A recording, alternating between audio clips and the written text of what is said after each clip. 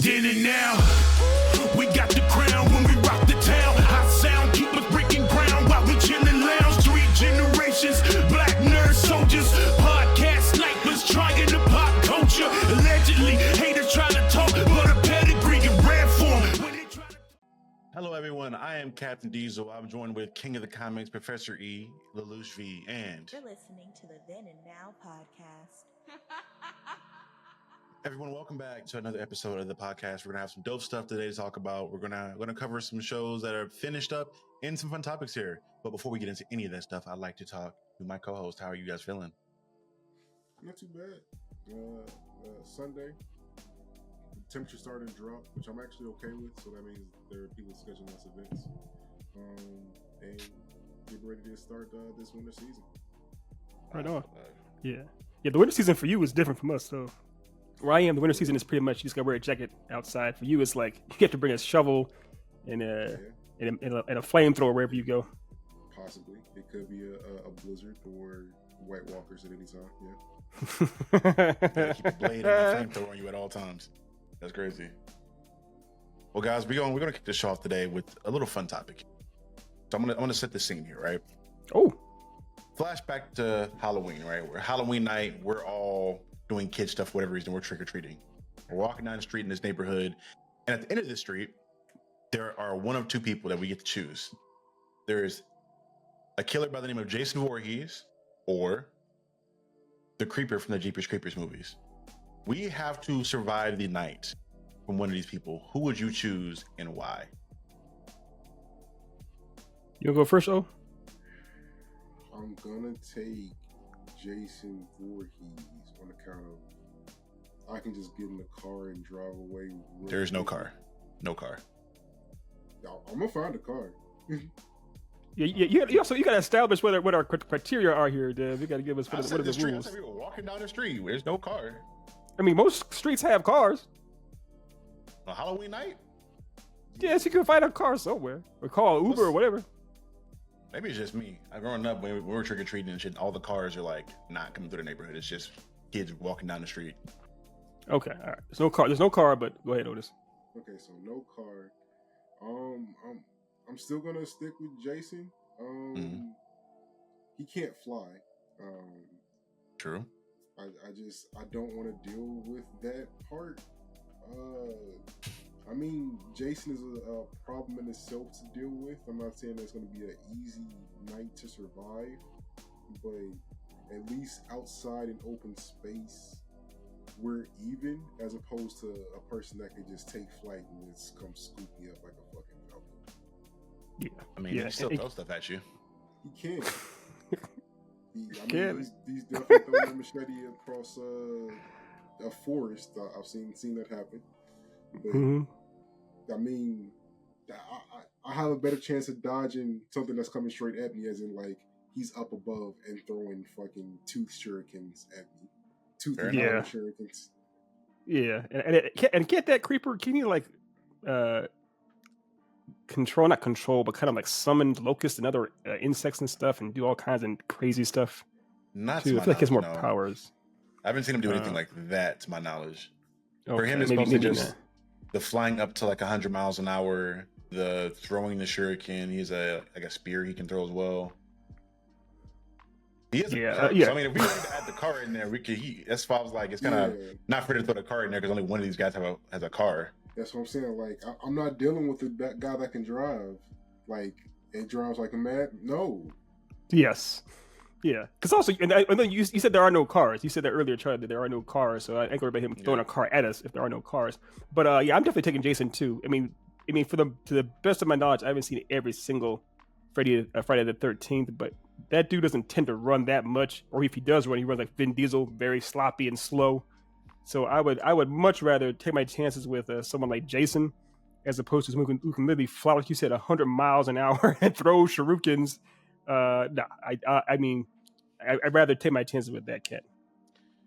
You see, I feel like I'd rather go with the creeper, and this is why. More so for the factor, he's a lot more susceptible to us doing damage to him physically. Because in the movies, it's like, okay, they shot him with a harpoon. You shot him with a bunch of other stuff to kind of hold him down for a little bit. And with him in particular, once it times out, like he just shuts down once he takes enough damage. Like he'll just like, all right, I'm done. I'm gonna go into hibernation for like 23 years and I'll come back. Mm-hmm. But Jason, it's like he's a literal tank. It doesn't matter if you're shooting him. You've seen somebody try to punch him. We've seen that happen before. We've seen a bunch of different people try to physically harm him.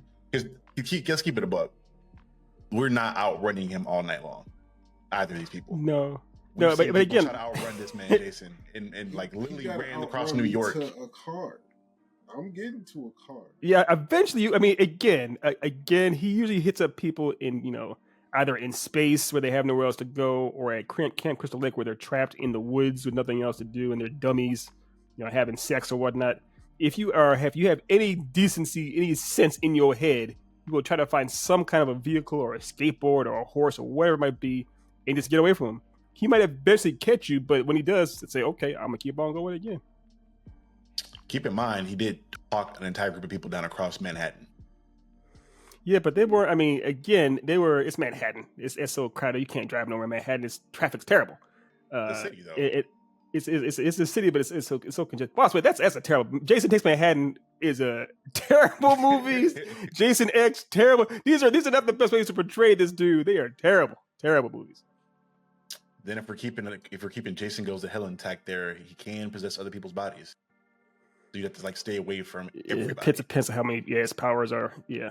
Didn't Freddy actually? Yeah, Freddy beat him though. I thought wasn't that the whole idea? Not really. Yes and no. I mean, at the end of the movie, Jason walked out of the lake holding Freddy's head. So I mean, some people say that's a dream sequence. Some people say it was the actual thing. I don't know, but I guess that fight kind of ended in a tie. But Freddy really only beat him in the dreamscape. Like in real life, it was pretty much a wrap. Yeah, so that's the point. Freddy can't do anything in real life. He's just a horrible child attacker, basically. Yeah, bro. That's me. I don't know, because if we're using, I don't know if y'all ever played the Friday the 13th game where Jason has this ability to teleport. No. Where he literally can just like turn into a mist and like teleport across the forest to a location and then walk down. No, I mean that's it's better if every powers this dude has. If he has the power to do that, I mean, of course. Because he does. I never seen him do that in a movie though. It's canon that like the reason he's alive is that he had the power of the Necronomicon brought him back to life. So he's like a Deadite technically, a superpowered Deadite. Yeah, I feel like that happens at the end with Jason Goes to Hell, and then Freddy versus Jason kind of gets more into the supernatural type stuff. In the second movie, they show like the shrine where his mother his mother used the book to try to bring him back to life. They show the Necronomicon like early on in like the second or third movie. But is it established though that that's actually what he is? That he is a possessed being? So the director reached out to Sam Raimi to get his permission to use the Necronomicon and like make that a canon thing. Oh, okay. Wait, so it's a crossover between Evil Dead and Jason and Friday the 13th? Okay. Yeah, there's a for anybody interested, there's a comic where it's like a triple crossover between Ash from the Evil Dead, Jason, and Freddy Krueger, like all in one big. Yeah, I've heard of this. Yeah, I've heard of this and story. the Necronomicon comes back into play there because Jason is indeed a Deadite, so he kind of match up with each other in that way. Okay, fair enough. But if we're going off of more or less, I mean, basically, here's the thing too. If y'all have seen the movies, in every one of those movies, Jason does get clapped one way or another. Somehow a person survives him or claps him. And these are not smart people. These are basic ass country folks in one way or another. It was some random teen in a Jason X in space. So if they can find a way to get around this cat, I'm pretty sure Otis and I can too. I mean, if we're looking at the only ways he's died by a woman with a girl with telekinetic powers. She's killed him. Well, technically her dad's spirit like drowned him for however reason. When he was alive, well, I guess because there's also a bunch of theories of like there being multiple Jasons or him being alive at one point or whatever it may be. So yeah, there was the other guy that he possessed the body of another teenager later on. That's right. So there's a lot of weird stuff with his lore. But if we're looking canonically, he's only really died like once or twice, and most of those people that killed him were like either supercharged up or the entire Secret Service like rained on him with like every big gun known to man to blow him to pieces. So he's mortal. It can be done. Also, if we're in a world, let's say for example this way, then if we're saying this is a world where he has all these super duper kinetic abilities or what have you, then I want Otis and I have some powers too. Let's level the playing field. Can't make us there's some bumpkins. We got to be able to fight them. Right. I mean, how's that? They didn't keep it in the book. They didn't keep it in the book at all. That is the most How's the buckless situation? kept thing I've ever seen. Now, how's the situation fun if we're just giving each other superpowers to fight these guys? Because they have powers. The powers people he goes up against, except for Kevin Bacon getting up his back in the first movie, all of us have powers too. Kevin Bacon did get his neck blown out in that movie. That was crazy. In more ways than one. In more ways than one is crazy. But yeah, that's just some fun banter. I wanted to kind of just go over with you guys. It was supposed to be a Halloween thing for I think a previous episode, but I either forgot about it or we did something else I couldn't remember. It's still Halloween adjacent. It's only a couple days past Halloween. Right. Moving into our main topic for the show. The show is finished. Episode 8 and 9 have been released. Agatha All Along. Not Agatha All Along. Is that what the show was called? Yeah. I can't remember. Okay, I can remember if it was Agatha something else. But yeah, Agatha All Along is officially wrapped. This has essentially kind of kickstarted a new set of characters as well as like some new stuff into the MCU going forward. But before we get into any gritty details on the show and how we feel about it in general, I think we did like a early season discussion about it a couple weeks back. How did you guys feel about the show generally as a general overview? I know Otis, you didn't feel the best about it to start off with. Yeah, I mean, it was acceptable. Like, I mean, the way I felt about it at the beginning versus now hasn't necessarily changed too much. It was a cool show. It wasn't particularly bad or good. It was acceptable. They added some elements to the universe, which pushed that narrative forward. So I was happy to see that. I mean, they named it the wrong thing because it was Wiccan all along. But it was solid. It was cool. Professor? Yeah. Are we doing? So are you gonna do spoilers for this, or more or less just overview kind of? We'll do spoilers for this. Okay. All right. So I'll keep it rough, more or less general right now. Get into details later on. But I've actually enjoyed it for the most part. It was a little. I mean, all the songs at first, I was like, why all this singing and crap? But I realized, oh yeah, this song actually really matters, especially when you get to the end. It's like, oh, this song is kind of the linchpin of this, the Rosetta Stone of this world in a way. Some of the characters were kind of, odd, but they got. What was interesting too was how for this Disney show, they didn't spare. It got pretty brutal, pretty quick as far as people getting clapped. I was like, okay, all right, fair enough. And Agatha was very much an, I would just say villain, not even an anti-hero. I would just say more or less a villain in the show. She is the protagonist in a sense, but she is also very much a dark villain. There's no ifs, ands, or buts about it. So it was fun to see that angle of a show. It's as opposed to character assassination, where it's like, oh, it's her show now, so she has to be more compassionate. No, not really. She's still the same character from before, and that was fun to watch. And it was always fun to watch Catherine Hahn on screen, and of course Aubrey Plaza. And Aubrey Plaza's character was very, very. And she was used sparingly, which is actually the right way to handle her character, given what she actually is and stuff. So I enjoyed it, for the most part. I did. Yeah, they obviously because before I get into it, there was an interesting thing that I found out through watching some reading some articles about the director of the show and kind of some stuff about the way these Marvel series work that I didn't know was a thing. And also, honestly, it explains a lot in regards to the state of the MCU shows. But apparently, they did not know what certain characters were going to be in the show, were going to get approved to be in the show. Because I think Mephisto had talks of being in the show really early on, what the ending would be. So, like, the director and the writer, she had to write, I think 4 or 5 different versions of the show. Jesus. Before she figured out what was going to actually be in there, and she had to kind of figure that out because apparently, according to her, she wasn't really interested in Mephisto at all or writing that character. So she was kind of happy that they didn't end up putting him in this, which for whatever reason he's going to be an Ironheart for whatever reason. I don't know how that's going to work out. Mephisto has been announced. All right. Yeah, okay. So we're going to see how that works out. But but did she ever deal with? Did she ever fight Mephisto? I don't know. I've not read a lot of Riri Williams comics, so I can't tell you. I'm the most knowledgeable person on her lore and her backstory. Okay, yeah, I'm not either. I wouldn't be surprised if she was to some extent. It's Kevin Feige, so he makes that stuff work, I guess. Fair enough. But all that being said, I thought there are certain things with the show, little plot holes that I saw that make a lot more sense if there are 4 different versions of the script, because there are some things that I feel like were kind of forgotten into as far as being plot devices, like Wiccan having mind reading or the telepathic ability, for instance. It came into play near the end of the show, but there are moments where I'm like, okay, why didn't we tease this ability leading up to that final episode? And I felt like she just forgot about it. Yeah, so that makes a lot more sense. So I don't give 100% grace on stuff like that, but when you tell me that you wrote 4 different versions of the script with different characters and not knowing what was going to be in it, it makes sense that subtle things like that were left out. And I think that was the main issue with the show for me. I enjoyed it for the most part. It was a fun watch for me. I had fun watching this each week.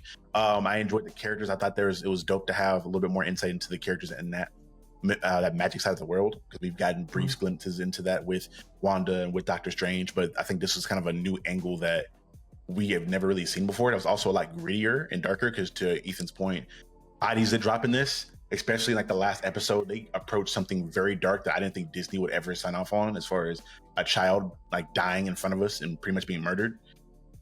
Like they just legit showed that. Like, damn, I was like, oh, okay, this is getting really dark. They just like, all right, Disney took all the reins off of the show. Right, yeah. I mean, they did it tastefully, I guess, with the child death, but it still definitely happened. There's no, it's not ambiguity. Yeah, it's not ambiguity. Yeah, you killed a child. Like, end of the day, like, Twice, essentially. Died. Yeah, I mean, they did it a couple times. I mean, keep in mind, William. I mean, we're getting spoilers again. William technically died in episode, but we saw in episode 5. He was dead. That was no, that's death. And he was supposed to be, I think, 15 or so, maybe even younger, because later on it's a 3-year time jump. So that's a child. No, this is bar mitzvah, so he's 15. Yeah, this is bar mitzvah. Yeah, so he's 15. It was it was a very interesting show altogether for me. I talked to Otis. There are certain parts of it early on that I think I didn't like as much in regards to the lack of tonal consistency.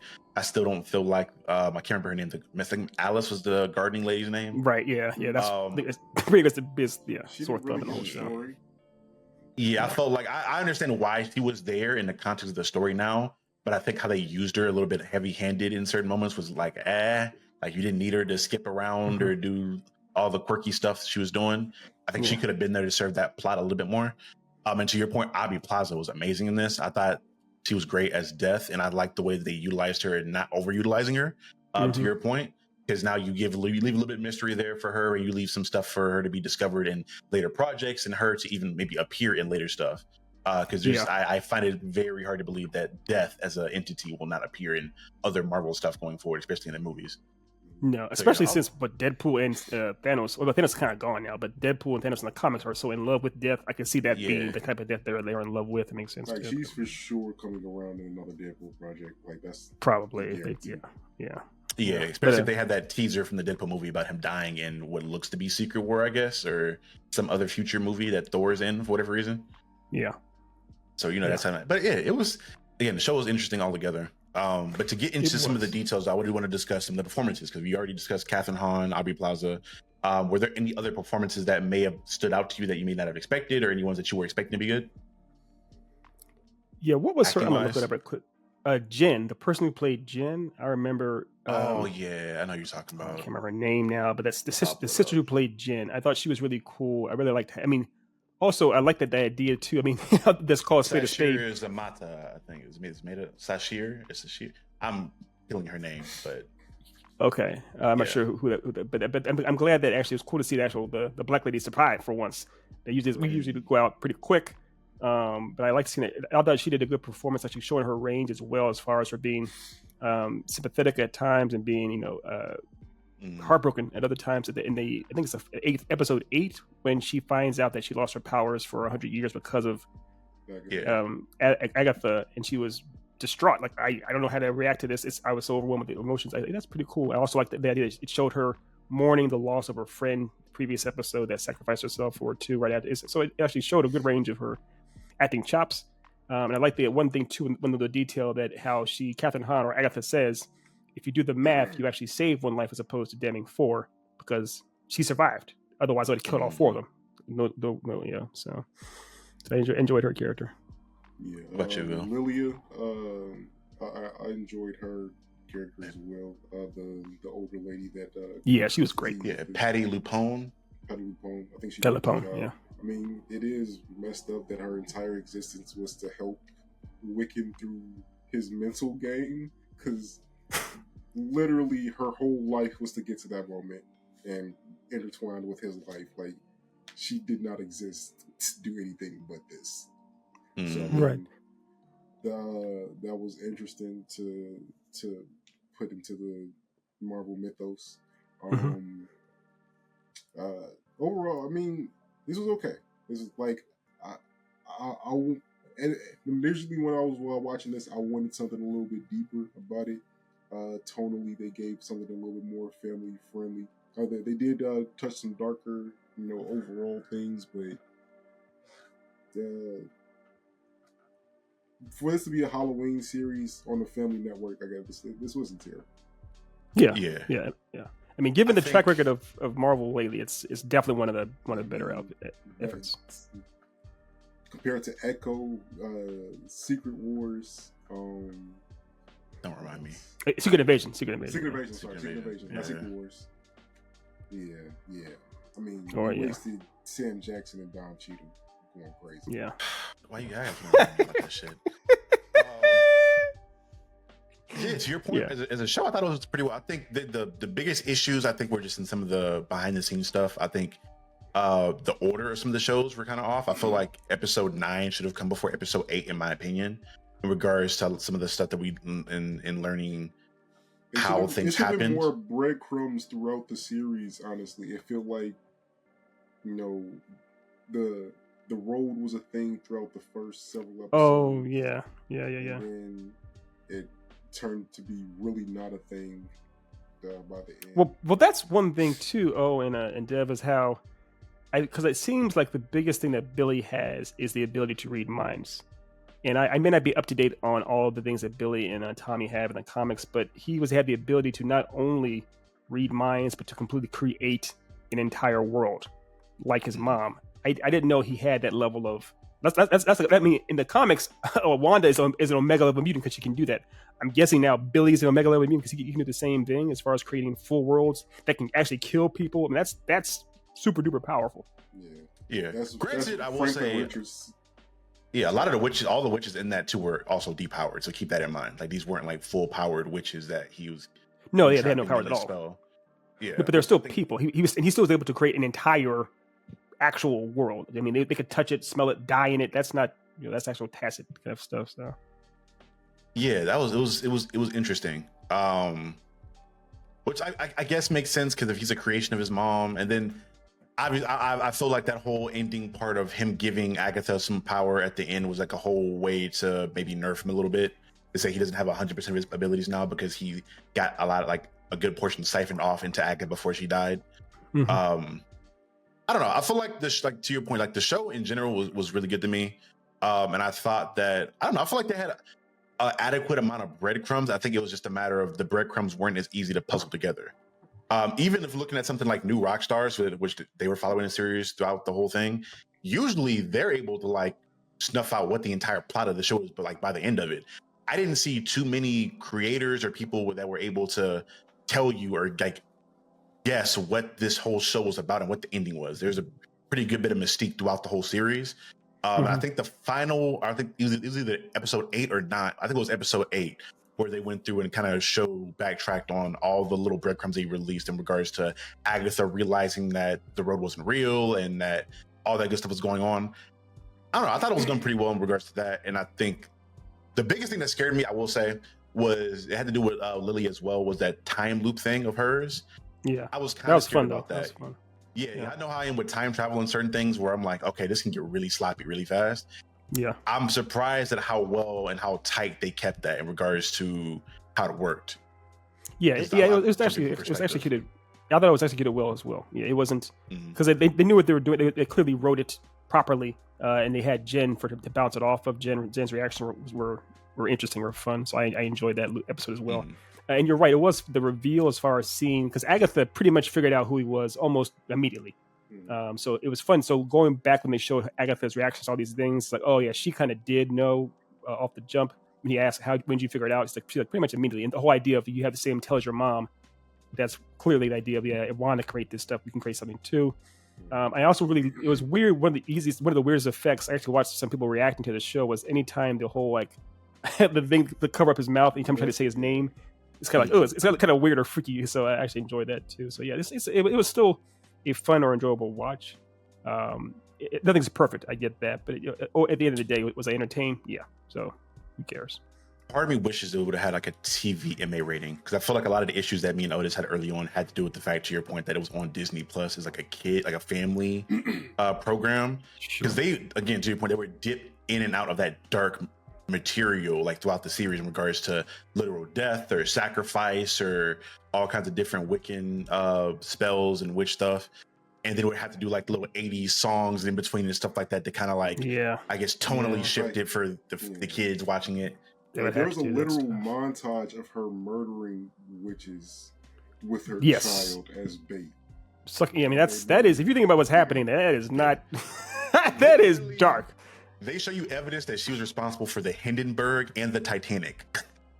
Yeah, they tried to do it like kind of quickly, but yeah, it's very much, she was very much in charge of both those things. Yeah, again, she is a villain. I respect the hell out of that. They made her a straight up villain. They did not water her down in this.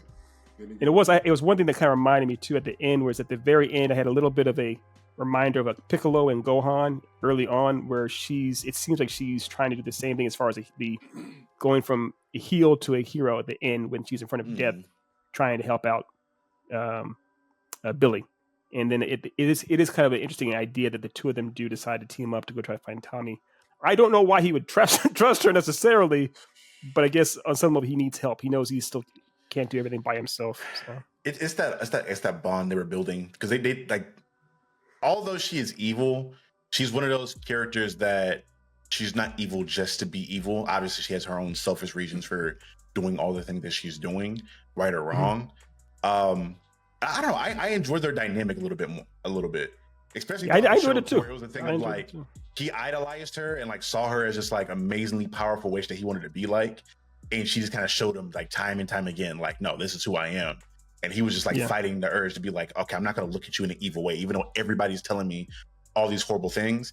And I think that also was kind of dope how, if you pay attention throughout the series, when they're telling stories of witch escapades or her escapades, all the stuff that was being shown in those hallucinations were things that he was just overhearing, that he was creating subconsciously. That's like, again, that was part of the reason why she was like, okay, this isn't a real thing, because I didn't really give up my baby for the dark hole, but that was the thing that was shown here. It's little stuff like that where I'm like, okay, the writing was pretty tight here. I feel like this could have served to be a little bit better if there wasn't as much red tape behind the scenes.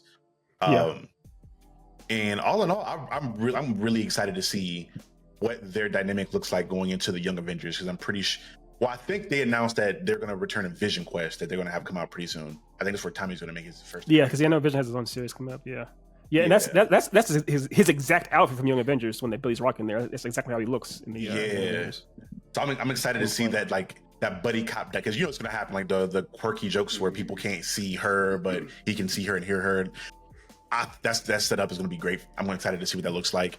And I felt like that damn near is like the perfect way to transition her into that role, because you can't just let her walk around in the real world with all that power and her still being evil and messing stuff up. So her being this spirit now who can provide him knowledge about witchcraft and wizardry, and her also be a prevalent voice. Okay, this is a great way to go about this. It's a good device that you can use very well if you have the right people using it going forward. Yeah, and I actually talked to my class about this week, how they were like, it's because some of my students saw this show as well and they're fans of it, and how you realize that there are, if you had to think about how many old wise dudes or mentors are there in fiction and in comics and movies and everything, there's countless ones, right? There are lots of favorites, everyone from Yoda to Master Iroh to Mickey and Rocky, whatever. But there are very few female or women. There's like, I guess there's Bisky and Hunter x Hunter, but there are very few. No, women, female, old. Ginkai's a woman. Oh, I'm sorry. Yeah, I'm sorry. I didn't say King Kai. I was like King Kai. Oh, yeah. No, yeah. King Kai, No. Yu Hakusho, Yeah. But there are some. Yeah, there are definitely some in Naruto, but there aren't that many. So it's cool to see actually an actual female mentor figure, especially one like Catherine Hahn. And that's another thing I want to ask y'all about. I guess we can start with Otis for this in regards to, we've had this conversation endless times on the podcast in regards to representation and the right ways to do it. I'm so happy that we got so much representation in this series in regards to a lot of the LGBTQ plus IA people getting the representation. I think there were some they had trans flags in his bedroom, so I wasn't sure if they were implying that he was trans or how that whole thing was going on, or if it was just to have the solidarity there. But it was good to be able to like see all that subtle imagery to kind of show you, all right, cool. you have a place in this world that we're building. Like, you are seen, but it didn't overtake the plot, and it wasn't a spoon-fed thing of like, hey, he's gay, hey, he has these ideals, and that's going to dictate how he operates in the show. Like, no, the plot and the narrative took front and center, and all those other things were there subtly. Like, even in some of the jokes that were made between Agatha and the Coven, like, they made those little subtle jokes about him being feminine or whatever else it may be. And I thought it was just beautifully well done. How did y'all feel about the representation done in the show? Yeah, I mean, I mirror those thoughts. I thought that, I mean, they did a good job of making you aware that, Agatha and Death's relationship, Billy and his boyfriend. I mean, it was all very apparent throughout the series, but it never took a forefront. It wasn't like, oh, he's being discriminated because he's gay, and that's now a plot point of the series. Like it was never that. It was this is a story.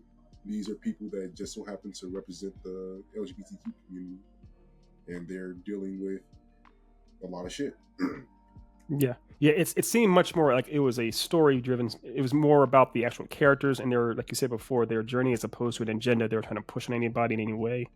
And also, I think the way I interpreted the trans was, I don't know what William was like before he died. It didn't really get into his preference. The trans seemed almost like there is some trans, so he's a different person now. He is Billy.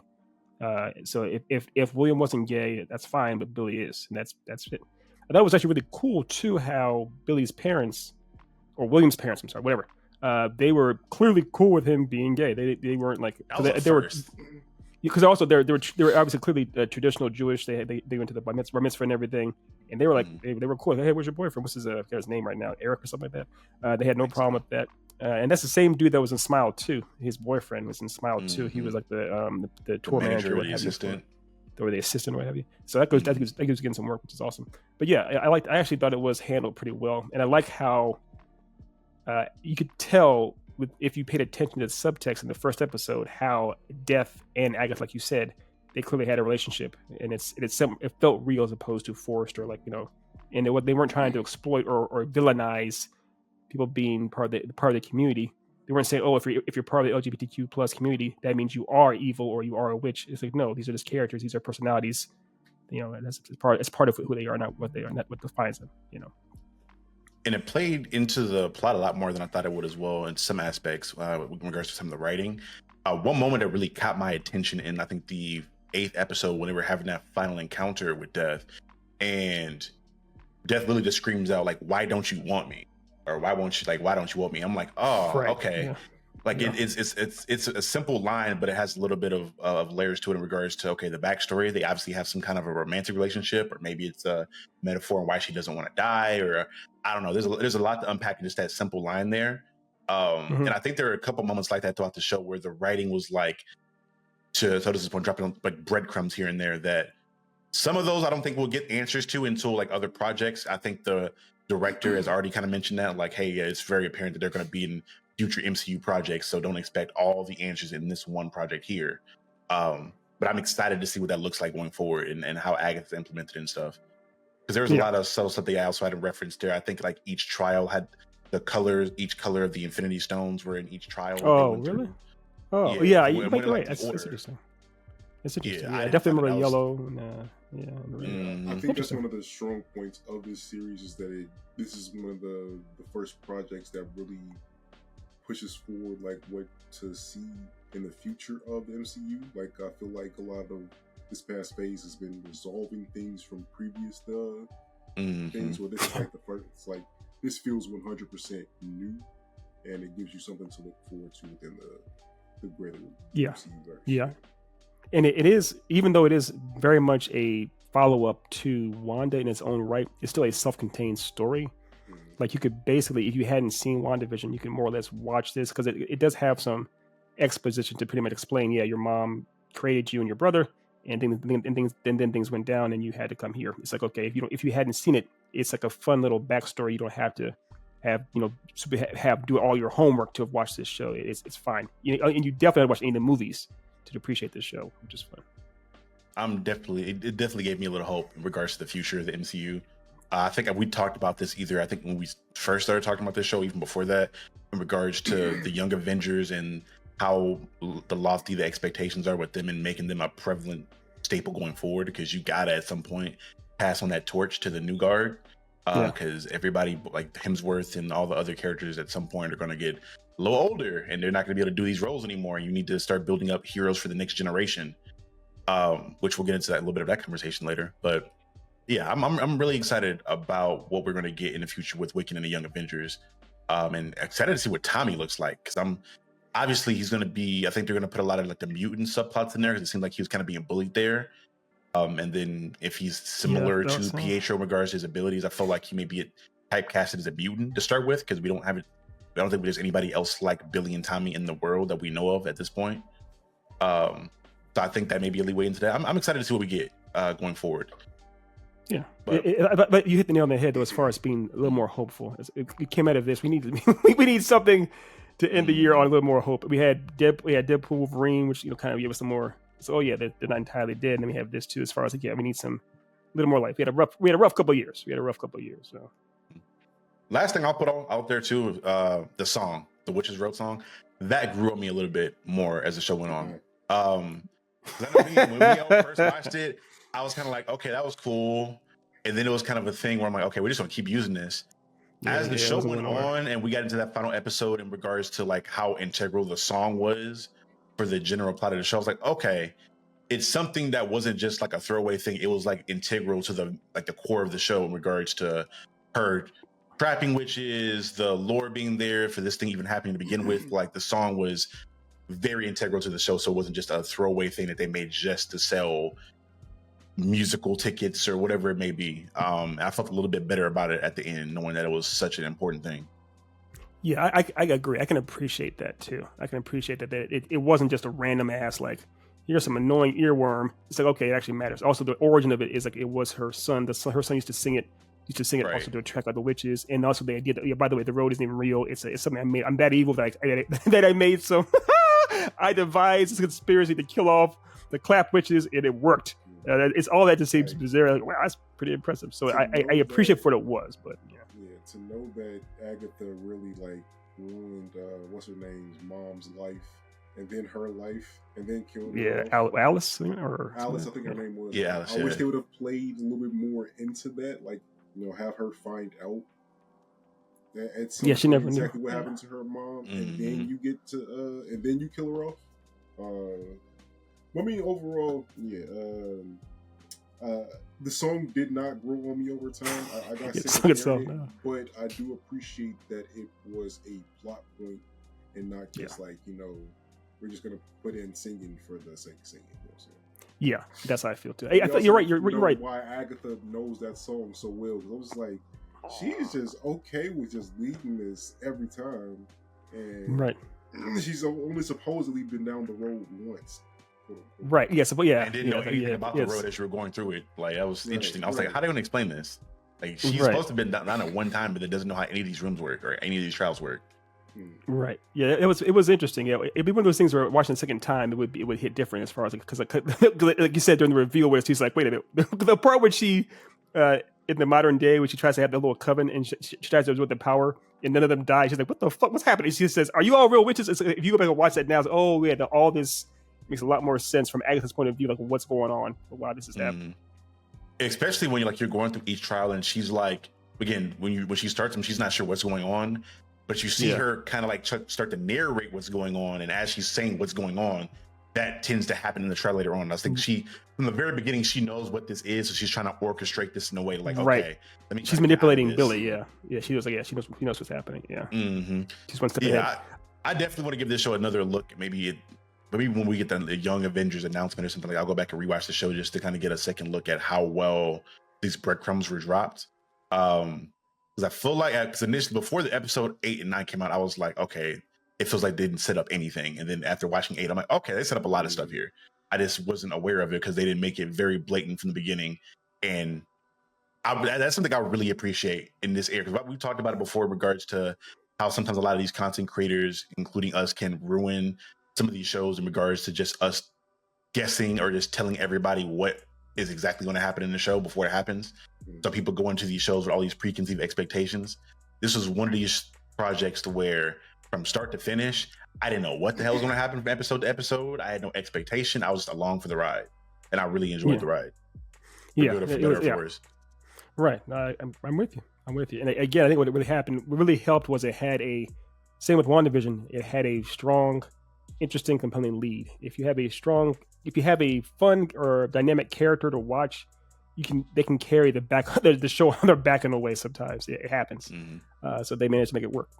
Casting really does matter. Catherine Hahn, it really does matter. And I love Aubrey Plaza. She wasn't in it that much, but there's a part, the review on the episode, was it 7 or I think it's 7, right? When old girl gets clapped, the one that has the vision, she sees time over and over again. That was 7, yeah. But the music cue that played when we saw her looking down like the tunnel, and she recognized, or she realized, wait a minute, you're actually dead. That it was a very quick little small thing. That's a fantastic deal. Also, that is one thing that annoyed me with the Salem 7. Like, they were just there. They didn't do much. That's one of those key things where I'm like, yeah, you could tell they wrote, like, there's supposed to be a bigger involvement in like a different script, and they weren't in this one because they just got killed off. They were like around for episodes, but then just like, we're not here anymore. 2 episodes. They were there 2 episodes. The first one, like and 6 then when 7. they got off. Like, yeah. I was like, okay, there's no point. Well, there was a point of them being here, but I felt like they should have had a little bit more of an impact. But again, if there was a second script or a third or fourth script, it makes sense on like why they were hyped up at the beginning only to be like tossed aside at the end. But yeah. What do you guys want to give this show as far as a rating goes? Let's go ahead and go around the round table and give it a rating out of 10. Okay. I'll give it a 7.5. That's a fair rating. I'm gonna give it. I'm sorry. Finish. I'm sorry. I was just saying, I think it was pretty solid overall. But the breaks in tone, the inconsistency of that never actually got like fixed throughout the series. Like, I mean, you understood more about like how the situation flowed within it and what the understanding of other characters were, but like it was just some like episode where there is slapsticky comedy, then you get like, you know, dark backstory, then you get, you know, singing on a stage, then you get somebody randomly dying at the end of the episode. Like it felt tonally a little bit all over the place, and by the end, this felt more like a setup piece than individual story. This felt more sort of like a facilitating the future than like something to compel people to watch and bring people back to this particular property. Right. Yeah, it's fair. It's fair. I'm gonna go a little higher. I'm gonna go and just give it a full 8 because, like you said, Dev, I guess you said too, Otis. But I did enjoy watching it, and I did come back to it. I look forward to it. It's kind of like old school appointment television, where each week I actually made sure I watched it. I look forward to it, and I did enjoy the performances for the most part. Yeah, it was, the tonal shifts were pretty jarring at times, but I think there were some Disney handcuffs on there that couldn't go as hard in the paint as they wanted to at certain things. They couldn't always do what they wanted to do. But for the most part, it was satisfying, and their characters stayed pretty true to form. Like Billy, when he got mad or what have you, he stayed in character. It didn't break it up. It didn't have, I'm sure you've all seen the Marvel movies, they oftentimes would have they have a serious moment and kind of undercut it with the weird joke or what have you. They didn't do that in this show at all. When it's a serious moment, they stayed serious. They didn't cut away from it or half-ass it.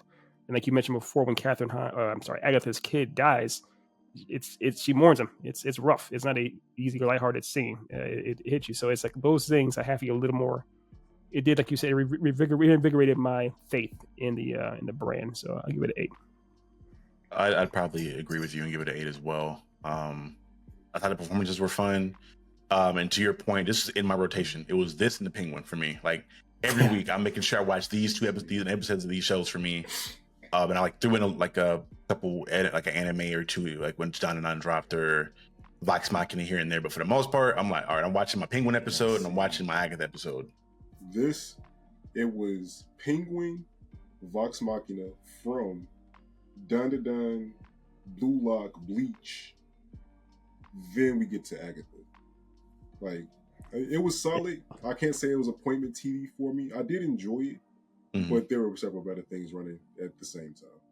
Well, here's the thing though too. It's not a deliberate knock against Agatha. It's the fact that it's even in your rotation. I mean, I'm glad there's that much entertainment out there now. I haven't seen From. I love Dun to Dun, of course, and of course The Penguin. But I'm glad there are things. And Blue Lock, of course, watching season 2 of that. But I'm glad there are so many things out there right now. Dragon Ball Daima 2 is out as well. Yeah, that's been surprisingly good for me. I'm not gonna lie. I've been kind of enjoying my watch through that. It's a fun journey. It's okay. You know? It's okay. 2024 has been a good year for content. I'm not gonna lie. It's been a good year for content all around. I mean, major blockbuster movies, hit or miss. There were some that the casual fan wouldn't really like, but like stuff like Challengers that came out this year, that were just really good quality movies that came out. Alien Romulus, Terrifier 3 more recently. Smile 2 is fun. To throw my usual controversial statement out there, I mean, I think theaters are slowly dying. I think that we're making that transition. I don't think that's controversial. That's the least controversial thing. That may be the coldest take you've had in a while. I mean, yeah, they are slowly dying. There's no way around that. I don't think they're gonna die per se. I think it is the structure of them is going to change in regards to what people go to see, and like I think marketing is going to be a big issue going forward, and how they're going to figure out how people are going to market movies. Because to your point, like when a major Marvel movie drops that people are excited about, like Deadpool, everybody's flocking to theaters to see it. Like literally, I went to go see it twice, and every seat packed out in that theater. I had to struggle to get a seat in there. I mean, you watched Transformers, a movie that we thought was amazing, but there wasn't an adequate amount of marketing around it. I think the days of, hey, this studio's making this movie, or hey, this director's attached to this project, are kind of done at this point.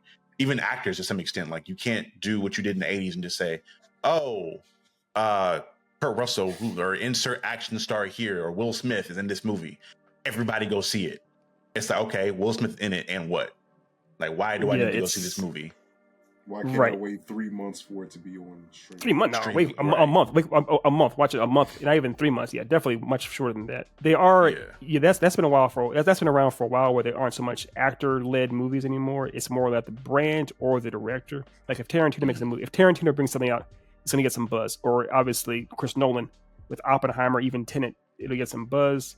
But the brand itself, like if it's part of a franchise, you know, the Fast movies, nobody watches those guys in anything but the Fast movies, and it's still working.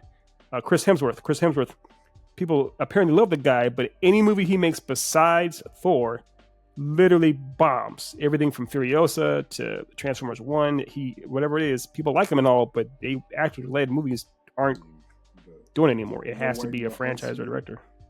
Spiderhead. Oh yeah. What are you doing? Yeah. And it's weird because I feel like that's kind of transferred over to the. I mean, the directors have always been kind of like that with like Spielberg, but I feel like for the most part that power kind of lies in directors. To your point, because I feel like when anybody announces, like you said, to a point, Nolan, a Jordan Peele movie, like people are usually excited for their next projects. They're not just spamming out movies. Snyder episode, like I mean, yeah. And he's one of them where I'm like, does he deserve that? I don't know. No. Well, because Snyder's projects are all on Netflix now. He doesn't even do anything in the theaters anymore, really, for the most part. I think part of his too is like he's like spamming out projects, to your point. Like Jordan Peele's last movie was what, like 3 years ago, 2-3 years ago at this point? Was Nope, right? Wasn't the last one? I think Nope, yeah. Nolan put out Oppenheimer, but like before that, I think the last movie was like a year or two. Like I feel like the bigger directors are like having gaps in between their movies that make you kind of miss them a little bit versus, all right, we're putting out a project every year, every like 5 months, I got a movie coming out. Yeah, they're more auteurs. It's about the auteur stuff. And there are new auteurs coming out too. If y'all know how much I like Fede Alvarez, the guy who did Aliens Romulus. For him, if he needs something, I'm gonna come out there for it. Denis Villeneuve, the guy who did the last Dune movies and Arrival and whatnot, he's been coming out to people kind of keep their eyes on. And that's fine. I get it. Yeah. What's his face? M. Night Shyamalan, who is a travesty, but that guy did the movie Trap, which came out recently, and it kind of got some buzz because it was his movie. So it's yeah, it's on HBO. I want to watch it on HBO. Hey, Ori, let me know if you thought it was trash, but I want to check it out. The thing is, M. Night is so consistent now. He is Jesus Christ.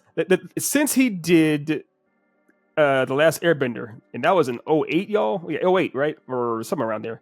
I'm like, done. I'm like, no, sir. I will not forget. I will never pay for another M. Night movie because of what he did to that. I'll never pay for no one. And he's put out, well, I can't say so. There's like Old was okay, And that movie, it was with Dave Bautista was in it. Yeah, It was the Dave cabin Bautista. one. Yeah, They the had cabin. Ron Weasley. Yeah, the cabin one. I thought that was a solid movie as well. He has like things. But it here was and there based off a where I'm book. like, It's based directly off a book that he didn't write. Right. So it wasn't his original product. He's a solid director, but as a writer, I don't think he's got the juice as a writer. Don't let him near You know, like- scripts. Yeah, don't let him. Yeah. Same with Snyder. Don't let Snyder in any actual words on a page. Dawn of the Dead is still his best thing because he didn't have anything to do with the script at all. Yeah, exactly. Hey, some people learn their strengths and their weaknesses. Some people just, refuse to do that. But I digress. But yeah, we all do. Not you. We all do. I want to transfer over into the final topic for the show. And it's something that I feel like a conversation that we've needed to have for a little bit here, and we've kind of had it tangentially throughout the 4 years of podcasts has existed. But in regards to like generational gaps in media, I what got me thinking about this was a conversation I was kind of having with somebody in regards to a lot of requels and sequels and reboots and things of that nature. How there's been some of them that have been solid. I think like the Scream series kind of had a solid reboot in Scream 5 with Jenna Ortega. And there's a long list of a million other IPs like that. But something that because we kind of had this to an effect in the conversation with Miles Morales and his inception into the Ultimate Comics, or the Marvel Comics with the Ultimate Universe. The need for that generational gap to where people, as far as adults, need to understand maybe not all media is for them, and kind of letting that be the thing of like how you critique certain things. Because especially when it comes to Disney stuff, right? Where you have like the Little Mermaid coming out, or you'll have another sequel to The Incredibles, and some people will be like, well, this just don't hit the same. Well, it shouldn't, because you were 7 when the first one came out. So I don't expect you to still have the same amount of entertainment value or principles as you did when you were 7 as a grown man. How do you guys feel about, or how do you even feel like navigating that, or conversations about that kind of goes? Because I feel like there's a lot of conversation around people holding their own expectations as an adult for things that are meant for children initially. Like as kids, we had our own things that we saw as kids that we watched as adults, and we're like, oh, that's not as good as I remember it. Because I have a different level of critique or standard now as an adult versus when I was a kid. And these kids here should be able to watch this thing and enjoy it for themselves, and not have me try to force my experience on them, let them have their experience. How do you kind of navigate that? I know it's kind of a broad topic, but I think it's something that we should have talked about a little bit ago. Yeah, I mean, for me, I'm a terrible person to ask this, because I make a habit of going back and rewatching the things that I enjoyed as a kid to see if they still hold up, and holding them under a pretty heavy microscope. I probably, on those rewatches, I probably critique it more than a new show that I would have watched. So like, did you really? Is this really good? So I mean. I mean, of course, I take it with a grain of salt. Like I try to do better in my practices of not discouraging people from watching a thing and to watching it their own opinion, and let's have a discussion on that. Right. But, like critiquing it different, no. Like, nah. Like the conversation we had about Power Rangers long ago, not so long ago, when I was at your house, like going back and rewatching it, like Mighty Morphin is garbage, right? Like. It's not something that you could turn on and people would enjoy today. But you go back and watch Batman the Animated Series that came around at the same time, and it's just as good, if not better now, because like the relevance of the story is even more prevalent in today's media. You know what I'm saying? So like, in terms of taking things as they are, I believe everyone. I mean, you don't have a choice but to do it. I mean, you can't impose your own thoughts onto what is already out, because it's not going to change. As much as we hated the final season of Game of Thrones, they're not going to make a new one. You know what I'm saying? So you always have to take things as what they are. In terms of people's opinions and how they critique things, I mean, everybody has their own standard. You can just only go by what you enjoy. Everyone naturally has their own biases, but overall, like, yeah, you can't be upset that a kid's show that you watch as a kid isn't hitting cultural things that you saw as a kid, because like Teenage Mutant Ninja Turtles that comes out on Nickelodeon today isn't gonna have like all the '80s references that you saw in the original cartoon, 30 years ago. So 40 years ago. Sheesh. Time. I see y'all getting older too. Time is hitting you in the face with a baseball bat. Like I said, yeah, you have a good point, Charlie. It's a very, very big, deeper question, and we've kind of talked about this at one time in different shades. At one time or another, all three of us have with each other. I agree with what Otis said that there are. I'll keep it as brief as possible. Ultimately, art is subjective, yes, but there are some things across the board that we kind of do. They need to apply regardless of the specific medium or show or what have you. You need to have a narrative that does make sense. You should have characters that people like, and you should have, overall, you should handle the genre you're in with some kind of tropes that people expect. If you have, like Otis mentioned before with Agatha, if you're trying to say this is meant to be a darker story with witches, and you keep having comedy or the tones shift, that can be an objective mess. Objectively, it's necessarily work. But you're right in that different generations do have different tastes, or there are different things that apply, and there are different things that are relevant to different generations in their life. So if you do something, a story about the Cuban Missile Crisis right now, how important it is, it's like this generation isn't going to be able to relate to that. It's not going to work for them. But like Otis said, when it came to Batman the Animated Series, because those stories are kind of universal and kind of apply throughout time, they're ageless, it can still work. I'm watching remotely now. I just started watching Avatar: The Last Airbender with my nephew, my youngest nephew, who's 11 years old. That show, do you all know how long ago that show came out? It wasn't recent. It still hits. It's still really good. And there's no denying that him and I have very different sensibilities and different things, but we both still enjoy it. Charlie and I, for those who don't know, I could literally be. I'm the same age as Charlie's parents, right? I'm not. Don't worry, I am not his dad. I promise. Actually, yeah, I'm older than his mama. Well, no, right? My dad may be older than you, actually. Yeah, but I'm right there. I'm right there in the crosshairs of his parents' age, whatever. But so there's a full generation between me and Charlie. But in lots of times there are things that Charlie and I just do not see eye to eye on. I mean, it's very evident with our taste and things. It's like, yeah, there's no way around it. We get along great, but it's just we do not see eye to eye on lots of things. But sometimes there is some massive crossover. There's some Venn diagrams where it's like, we both really like certain video games or certain movies or certain things. It happens too. If something is done well enough, like I would argue that Spider-Man: The Spider-Verse, right? Those two movies somehow hit both hardcore fans of Spider-Man from way back in the day to kids who've never even seen or heard of Spider-Man before. Somehow it works because it's a well-told story that appeals. So. Yeah, I think to kind of not combine both y'all points, but I think an issue, and it's part of the reason why I've kind of adapted how I critique pieces of media now, in regards to what was your goal, in regards to your target audience, your message you were trying to get across, your story you're trying to tell to your audience, and did you successfully do that? First and foremost, that's what I'm going to look at your piece of media off of, because if you're a kids movie and your goal is to be Teen Titans Go and just do rambunctious things and make these quirky jokes to entertain children, cool. Let me go talk to a couple of kids that seen it, and did they hit for them? Did they enjoy this? Cool. You hit your target audience.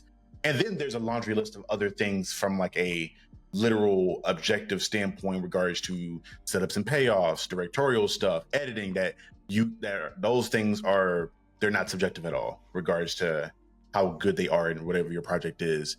But I do give a lot of leeway depending on what your target audience is and what you're trying to get across. And that's what I always look for. And sometimes I think the things that are the worst that we talk about in regards to movies that come out, like Morbius or something like I just watched Venom 3, where you look at you did. That's right. You did. Yeah. Those movies lack that. They lack a thesis almost, or like a statement of, okay, I made this movie for this target audience and this is the story I'm trying to tell. It felt like movies like that, okay, well, especially with Venom in particular, for an example, they were just retelling the same character, story, and relationship that you told for 3 movies now, and you didn't add any kind of unique messaging in this. You just gave me the action, you gave me a cool villain to look at, and there's nothing else there in regards to what the core of this movie is. It didn't have a core. And that's why the movie falls apart, even if it has some solid action or cinematography there. At your core, you don't know what you are, so it just falls Yeah, apart there. yeah.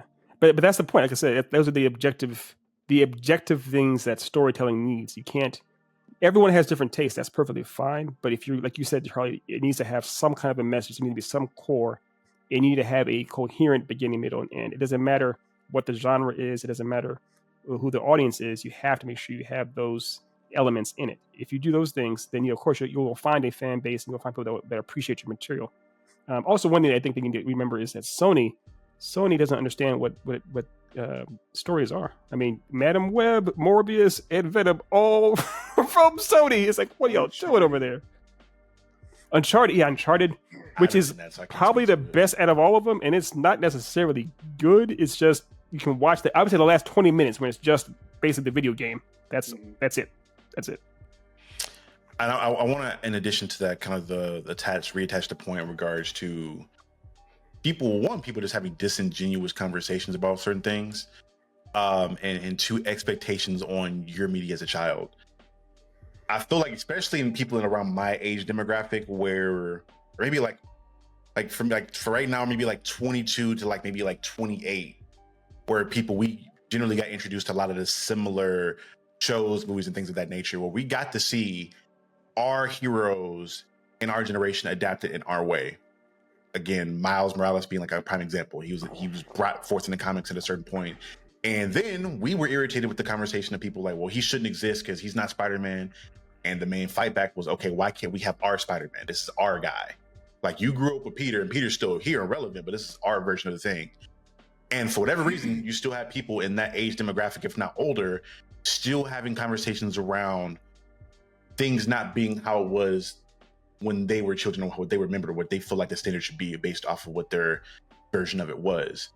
Key example, I don't know if you guys have been thinking any of the drama around the absolute Green Lantern stuff coming around, where for the other three absolute origins with Superman, Batman, and Superman, they're still Wonder Woman. Wonder Woman, I'm sorry. They're utilizing their main aliases of not Lois Lane, of Diana, Clark, and Bruce. With this Green Lantern, it's a completely new Green Lantern who's a black woman, and they're not using Kyle, Guy, Hal, or John at all. And people are kind of irritated with that. And I see stuff like that, and it's something that we've seen be an annoying thing over the last 4 to 5 years with that, The Little Mermaid, and different pieces of media like that, to where, granted, there's a whole side of it to where people are using it as a vehicle for other nasty narrative takes to get off when it comes to politics or whatever else. But from the nerd side, there are people that annoy me with that, because you're just not letting a next generation have their thing in their way. So I think you're bringing up two different things at once. There's a little bit of crossover, but there's two different points you're making. One is the idea of someone replacing a character, or someone giving a new generation their own hero or own character to appreciate within the same kind of line of it's in the same story or world or IP that they like. For example, Miles Morales is meant to be the new Spider-Man, or Terry McGinnis is the new Batman, so to speak. Those things. That's one thing already that people may have issues with. It's another thing to say people may have issues with race swapping, or if they have agendas or things of that nature. That's something else. When it came to Ariel in the Little Mermaid movie, how it was a young black woman that played her as opposed to a white woman. It said those are different types of politics people can get involved in. But ultimately, I agree overall that people kind of need to. I am the older generation for the most part. I understand, especially now that I teach young people, and I'm always telling them to pretty much create their own stuff. But if they were doing a play in the universe that have been around before, that's fine too.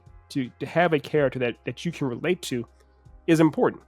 It is important for someone that, whatever the shape, size, color, dimensions may be, I do think it needs to happen, because the characters that were created back in the old days, the golden age of Marvel and DC or whatever else, those are meant for those people at that time.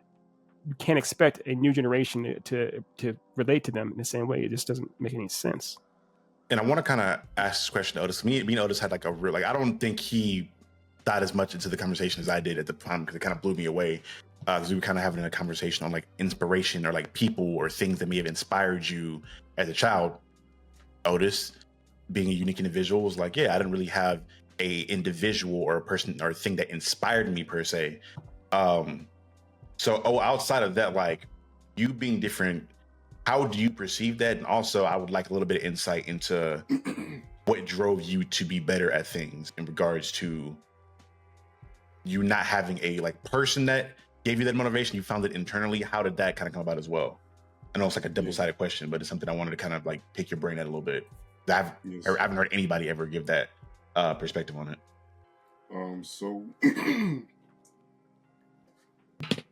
to add a little bit of correction onto that, I mean, I didn't have real people that I look forward to. I dove into characters, right? Like, I mean, it's Peter Parker is an inspirational character to me.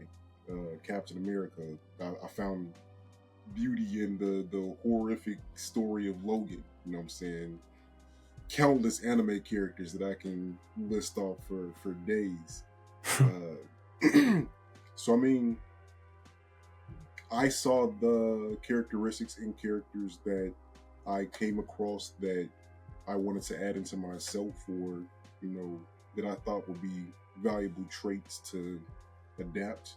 But like people are people. I mean, LeBron can do amazing things, on the basketball court and in real life and finances.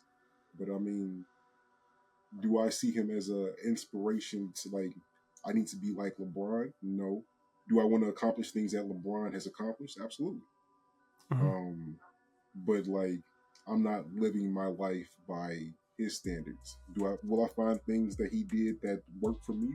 Probably. If he puts out the content, puts that information out, take it in. But yeah, like I've never seen someone say like, like do something was like, oh man, like I need to change my life to be like this thing. This has never been a me thing. But going into the point of this, I mean, it's in my opinion, it's people playing two sides of the different coins. Essentially, they'll say like people get upset with characters being race swapped or having their orientation adjusted. But when a new character is made with a certain representation on it, there's also an issue there too. So like, pick which thing that you want to be upset about, right? Like, okay, if you don't want your classic character to be changed, don't talk shit about me making this new one. If you don't want me to make a new character, then just accept that, yeah, your character that you had before is going to change over time because, I mean, it's a different person writing it. It is what it is. Yeah, I agree. It's an interesting thing too. I want to have that conversation at some point in regards to how we as people find so much inspiration and motivation through animated and fictional characters, because you see a lot, especially through like the gym scene. Like you see the infinite amount of people that talk about like Goku and Vegeta being inspirations for them, like wanting to better their that is stuff. I would say for so many like so many generations, Goku. We've all been to the gym and seen cats wearing Goku or DBZ and Naruto gear, and how those two shows, probably for the most part, inspired so many people to hit the gym, hit the bag. Countless people have been inspired by Toriyama and the creator of Naruto to work out. Dudes especially, it's women as well, but it's insane how much that character inspired people. Another thing I'm gonna say real quick is bizarre how many people still relate to Daniel's son Ralph Macchio from the original Karate Kid movie from 1985 or 1985, I can't remember. But I mean, the young people still to this day still love that movie, and that's why Cobra Kai came about and actually still worked. I showed that movie in my class for Halloween because they wanted to watch a movie, because they convinced me that the scene part of it takes place at Halloween, therefore it's a Halloween movie. So I showed my class, and they still relate to Daniel's son. The idea of being a newcomer or an outsider in your school being picked on, that story is ageless as well. So it's some things do, bizarrely enough, find a way to permeate all kinds of age and gender and everything else. But I can't explain it sometimes how it does it. All right, and we can try to pick that up. I think that's like either additional show topic or a POI. I think we can try to pick apart a little bit more. But yeah, I just wanted to kind of bring forth those conversations to kind of get back to the core of what we are as a podcast, But yeah, all that being aside, I think it's almost time to get up out of here. Did you guys have any other closing sentiments or remarks or anything you wanted to shout out before we get up out of here? Or anything you want to plug per se? Well, one last going back to Disney Plus, don't fuck up Daredevil. Right, we didn't talk about that at all. Yeah, I mean, we've seen a good series here in Agatha. We saw a bad series in Echo. Don't let Daredevil be another bad series, because Matt Murdock has always been one of my favorite characters. Don't mess with him. You could argue. I would say, because there's 3 seasons for that show properly. I don't care. Count the Defenders crap. I'm actually one of the people that I think all 3 seasons are strong. I actually like all 3. I watched it multiple times actually, and I think Charlie Cox especially does his job really well. I like how Vincent D'Onofrio handles it. John Barenthal, fantastic. That's the Punisher. That is the Punisher. So yeah, man, that's like that's one of those things, that one rare gem that they haven't left up yet. I hope they don't. It's gonna be hard to mess that up, bro. I'm not gonna lie. You have casting that everybody unanimously loves. You have evidence of like multiple seasons of what to do with those characters and how to develop them going forward. If you mess this up, bro, it means you were trying to mess this up. I'm sorry. You were trying to. You're gonna burn every bridge. You're gonna burn every bridge. At bare minimum, this should be like a tier above mid. At bare minimum, which you're not even trying. This show should be solid. Yeah, just put a camera on Charlie Cox and Vincent D'Onofrio and Barenthal. Let them because I know he's in there too. Just let them do their thing. Deborah Ann Walling's back as well. Just let them do their thing. Don't even let them sit there. They had an opportunity to make an actual law show that deals with like metaverse accidents happening in a regular law period in Miss Marvel. She-Hulk fumbled that. She-Hulk. They had to try to mess that up though. Like Secret Wars, Secret Invasion. I'm sorry, I keep calling it Secret Wars. Secret Invasion. You have an alien invasion with a bunch of Mystique aliens. Okay, like that's also difficult to mess up, and they found a way to do that. I mean, there's it is that. Well, I'm sorry to cut you off. We can get back to it. There's a campus of people that really, really enjoyed that Moon Knight series. I was one of them, because that's the softest I've ever seen Moon Knight ever be, ever. That first episode was fire. We all agree that first episode was fire. I was like, wow. And you have Oscar Isaac, and then it's like, wow. That's where I said I can't handle this. Desert of Death. Inside the CGI hippo, and it lost me so hard. But again, it does have fans. We're not here to knock them, but I was like, I'm done. But I was going to say real quick, Otis, was just that I think that when it comes to something like Secret Invasion, because that's a much more high concept thing as far as body snatchers or body replace, kind of those things, it can be a bit more involved. But with Murdoch or Daredevil, Daredevil is meant to be a much more street level, straightforward story, almost a crime drama-esque type of thing. It's like you can, what do you do? It's just do your job. Don't go over the top. Don't go crazy. Don't go ham. Just stay the course, and you'd be fine. They added extra dimensional, super abilities to that street level Echo show, and completely fumbled it. It was. Like it was already and then they just said, I think that's one of those cases where I think the cultural aspect of the character overtook the narrative. That's why they were trying to show so much Native American representation. I'm like, okay, what is this show about anymore? I thought it was about her relationship with Kingpin, but it moved into something completely different. Which I can appreciate. That I understand it is a big thing. There's definitely a lot of Native American representation on TV. That's fair, but it should be part of the story, not the entire thing. Not kind of bury the story behind the agenda, not bury the character behind the agenda, so to speak. So, I agree, but we're gonna see. I'm especially after Agatha. I'm a little bit more hopeful for the projects that we got teaser trailers for. I'm kind of excited to see what Ironheart looks like. I'm loving the way her suit looks in the teaser we've gotten. I'm still kind of scared about how Mephisto plays into this, or maybe if that changes, I don't know. I'm not gonna say it can't work, because Mephisto is a character that's had his hands in everywhere in the Marvel universe, so I wouldn't be surprised if somebody died here. Or, I don't know. We'll see. Or maybe if it's just like a cameo that he shows up in, or like an end credit scene, maybe. I don't know. If they pull, here's the thing, y'all. If they pull that one final day, that storyline with Spider-Man and Mephisto, if they pull that, we could see fans riot against all Marvel Studios, because one of the most hated storylines in all of Marvel lore. Yeah, and that's one of the biggest things Mephisto did in the past 20 years, basically. But it's also one of the most talked about things, though. I feel like that's kind of like it is with Jason Todd and like how he was the most hated character ever, and then they just kind of like reworked it to work. But now people love the Red Hood more than they should, in my opinion. But